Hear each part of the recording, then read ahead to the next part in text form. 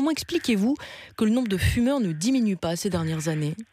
Quand on fait semblant, on ne réussit pas. Et on reste avec 40% d'hommes fumeurs, 30% de femmes fumeuses, dont 6% occasionnellement. Et on a 30% d'ex-fumeurs, pratiquement la même chose chez hommes et femmes. Et donc, on s'aperçoit que parmi les grandes modalités d'action contre le tabagisme, d'abord, je précise que cette enquête est avant les mesures qui ont été prises, le plan national de réduction du tabagisme, l'augmentation de la prise en charge des substituts nicotiniques, la mise en place du paquet neutre, moins sans tabac. Donc c'est avant tout ça.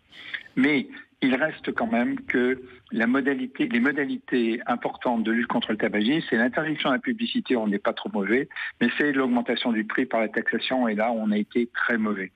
On s'aperçoit, quand on regarde les courbes de vente de cigarettes en France, on s'aperçoit qu'on a des marges d'escalier, mais ce sont des marges d'escalier très étranges. Bien sûr, il y a des descentes à certains moments, et on s'aperçoit que c'est quand on augmente les prix de manière dissuasive, et on a des longs plats qui sont très très longs, et la comparaison avec des marges d'escalier n'est plus valable tellement ils sont longs, parce qu'on se refuse à faire des augmentations. On écoute les sirènes de l'industrie qui parlent de contrebande, de contrefaçon, mélangent un peu de tout et désinforment sur le sujet.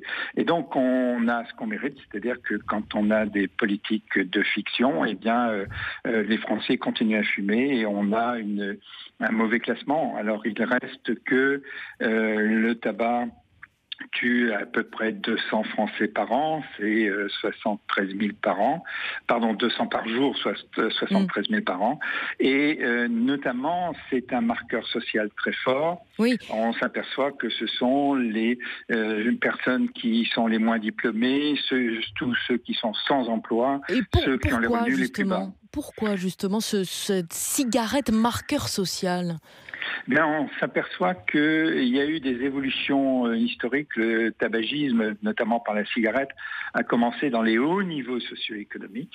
C'est d'ailleurs là où on a décrit le smoking, mais là on remonte pratiquement à 120 ans, et descend dans l'échelle sociale, et l'arrêt du tabac fait la même chose. Alors ça commence chez les hommes, ça va de haut en bas dans la société. Avec un décalage d'une trentaine d'années, les femmes se mettent à fumer dans les hauts niveaux socio-économiques et ça descend à l'échelle sociale. Et l'arrêt du tabac fait de la même façon. Il commence dans les hauts niveaux socio-économiques et descend à l'échelle sociale.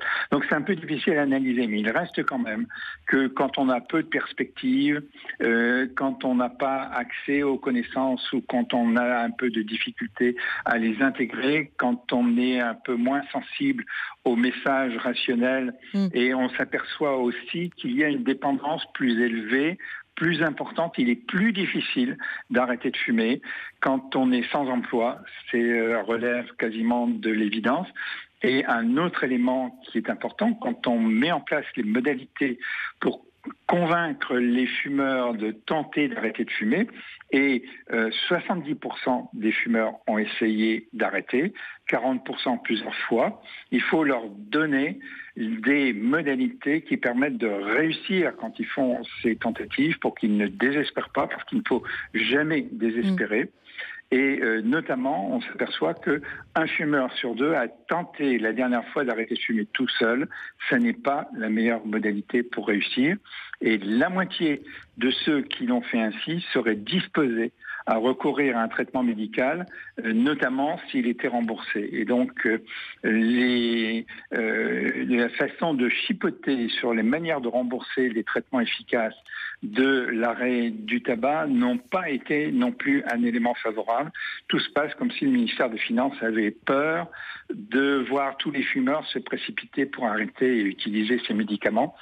Tous les pays qui ont décidé de rembourser correctement les traitements de l'arrêt du tabac n'ont pas vu ce phénomène. On rembourse le traitement d'hypertension artérielle, on rembourse le traitement de l'hypercholestérolémie et on chipote sur la prise en charge de l'arrêt du tabac. Ces gens sont dépendants, ils désirent arrêter de fumer et ont des difficultés. Si on ne les aide pas, y compris médicalement, y compris par des traitements, eh bien l'État ne remplit pas ses devoirs et on constate que les Français continuent à fumer plus qu'ailleurs.